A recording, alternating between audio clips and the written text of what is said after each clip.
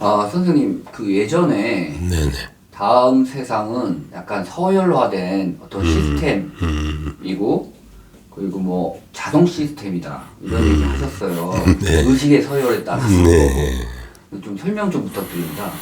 아,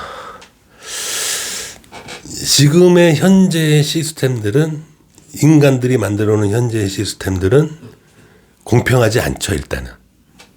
왜 공평하지 않을까요? 힘으로. 그러니까 권력, 그다음에 그 금권, 응? 그러니까 자기가 이제 어떤 그런 그 능력이 아니라, 어떤 재능이 아니라 어떤 부가 많을수록 그 부의 가치로 기준을 나누는 거죠, 어떻게 보면. 예. 그래서 좀 불공평한데, 기존의 이제 시스템이 다 무너지고 하늘의 시스템으로 바뀌게 되면 그런 이제 체계가 만들어지게 되는데, 하늘의 체계가 만들어지는데, 그 체계에서는 의식의 정도에 따라서 서열이 정해진다. 근데 그러면 그 서열은 누가 정하는데요? 그거는 스스로 알게 된다. 자동으로. 그렇게 말씀을 드렸잖아요.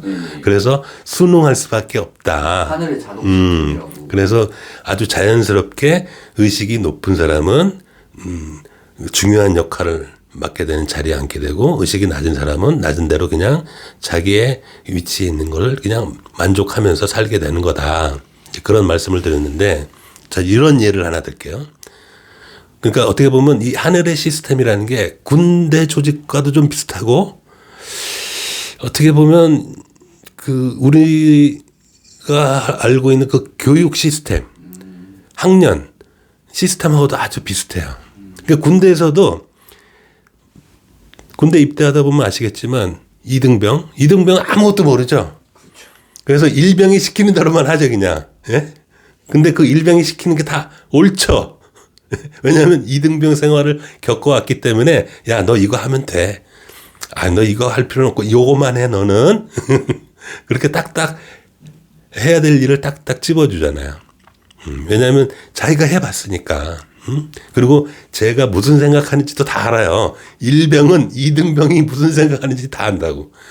그다음에 상병은 일병이 무슨 생각하는지도 다 알고. 그래서 상병은 또 나름대로 일병한테 넌 이거 해, 이거 해. 그리고 너 이런 딴 생각 품지 마. 내가 너 무슨 생각하는지 다 알아. 나도 겪어봤어. 그러니까 허튼 짓 하지 말고 요거 하라는 것만 해. 이렇게 이제 이 군대 조직이라는 게 이런 거거든요. 아, 물론 선생님이 얘기하는 건 일반적인 상황을 얘기하는 그렇죠. 약간 이상한 사람도 있긴 합니다만 그건 제외하고요. 네. 그렇듯이 우리 학년도 마찬가지죠. 학년도 내가 유치원생이다. 자, 보세요. 유치원생들이 어른들을 정의할 때 고등학생 3학년인지 대학교 1학년인지 대학교 2학년인지 대학원생인지 몰라요. 유치원생들은. 예? 그냥 다 어른이야, 다. 어른. 근데 유치원생들은 초등학교 1학년인지 2학년인지는 바로 알아요. 대화해보면 형 하고 대화해보면, 아, 저 형은 초등학교 1학년인데, 아, 나 내년에 나도 초등학교 들어갈 거야. 이러면서 바로 알아봐요, 그냥. 그렇게 자기의 레벨하고 어느 정도 엇비슷한 레벨은 바로바로 알아볼 수가 있어요. 그럴 거 아니에요. 그러니까 이 의식의 수준도 똑같아요. 그런 거와 같이 자기랑 대화를 해봤을 때, 아, 저 사람은 나보다 조금 높네라는 건 바로 알아차려요. 근데 아주 높은 사람은 몰라요. 저 사람이 어디쯤인지를 몰라요. 높긴 한데 모르겠어. 높긴 한데 모르다. 근데 자기보다 바로 윗단계 사람들은 잘 안다고요. 그리고 자기보다 바로 윗단계 사람들이 해주는 얘기는 쏙쏙 귀에 박혀요. 그러겠죠. 그리고 자기보다 하나 아랫단계인 사람한테는 아주 해줄 얘기가 많아요. 왜냐하면 이 사람이 뻔히 무슨 생각하고 무슨 행동을 하고 이런 걸 뻔히 자기가 겪어봤기 때문에, 그것도 좀 전에, 얼마 전에 자기도 저런 상태였기 때문에 아주 말이 잘 통한다고.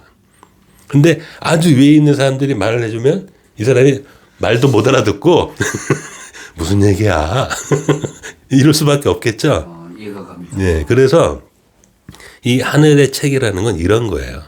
자기의 의식 레벨의 수준에 맞게 적당한 위치에, 그 수준에 맞는 위치에 자리를 잡게 되는 거예요. 그럼으로써 이게 자동으로 불만 없이 저 사람 저기 앉는 게 맞겠네. 나는 잘 모르겠지만 다 인정하네. 나의 윗사람들이 다. 그러니까 저 사람은 맞겠네. 그리고 이 사람 말대로 되네. 그래서 모르겠으면 바로 윗단계에 있는 사람한테 물어보면 이제 좀 더 도움이 되겠죠. 그러면 제일 꼭대기에는 당연히 재림 예수님이 계시겠네요. 네, 그렇죠.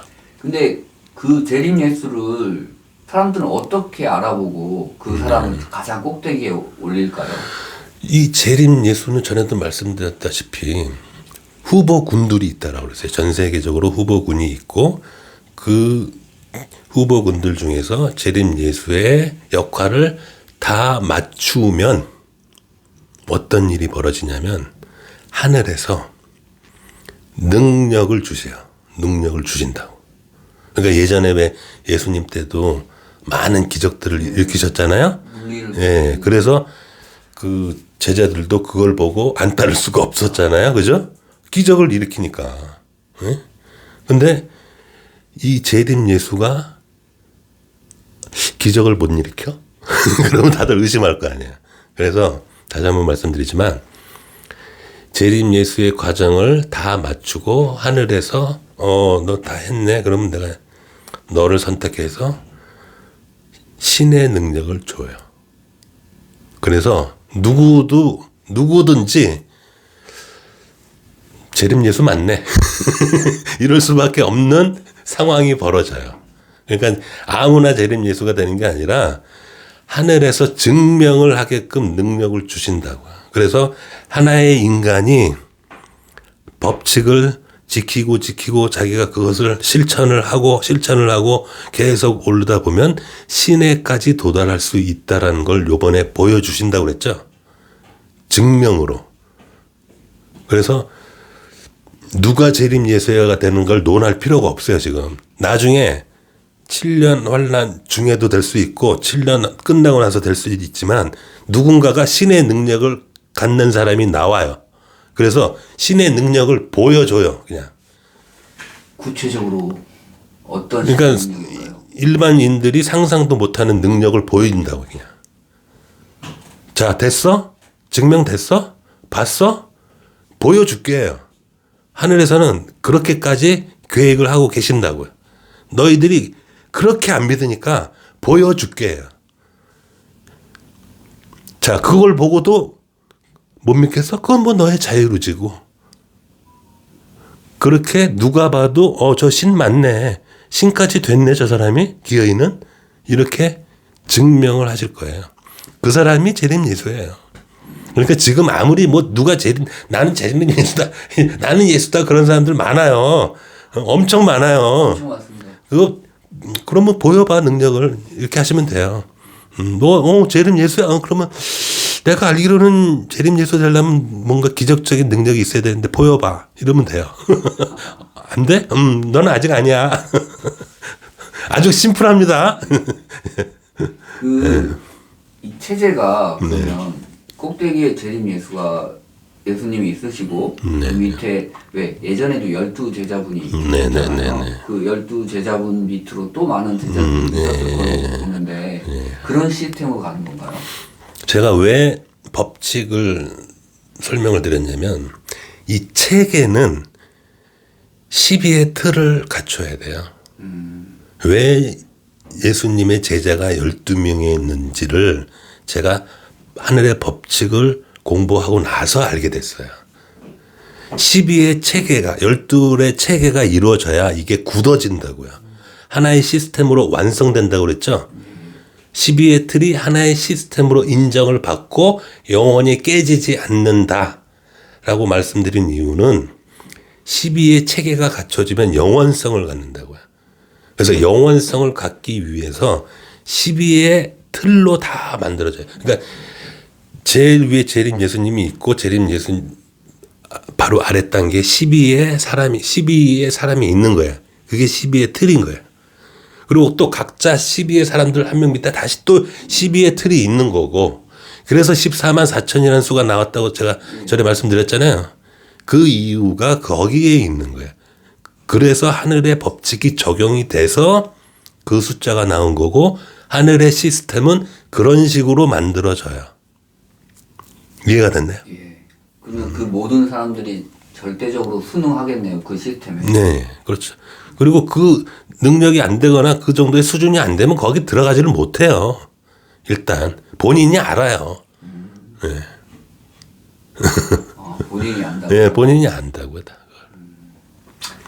하늘의 시스템, 자동 시스템 잘 들었습니다. 감사합니다. 네, 감사합니다.